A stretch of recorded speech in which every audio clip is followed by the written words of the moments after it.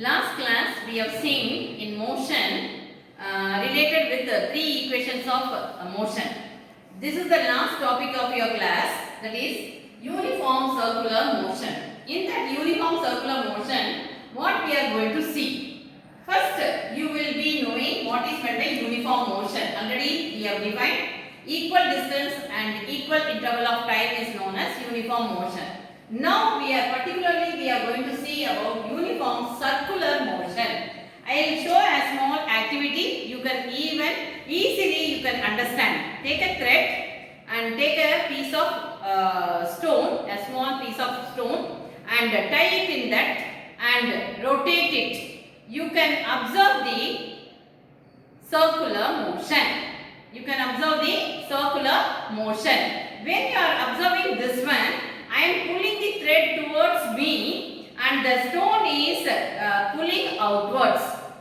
Okay, the holding fingers is pulling inwards and this stone is pulling outwards.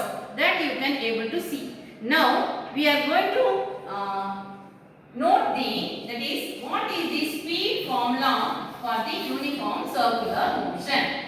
Speed is equal to generalized formula is, that is, distance by time taken.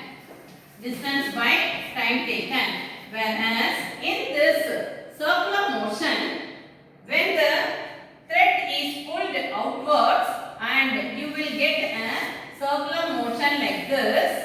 That is the thread and this will be the stone and the circumference of the circle, that is this is the radius and circumference of the circle will be 2 pi r. Okay, and now the formula can be written as speed is equal to 2 pi r and whatever the time taken, that is by t. So this is your uniform circular motion to calculate the speed of a particle. For this you can use a simple pendulum, that is how the seconds hand is oscillating, how the minutes hand is oscillating, all that you can calculate with the help of this formula. And even in the satellites, when you are calculating the speed of the satellite which sent by the earth, we will be using this formula, that is speed is equal to 2 pi r by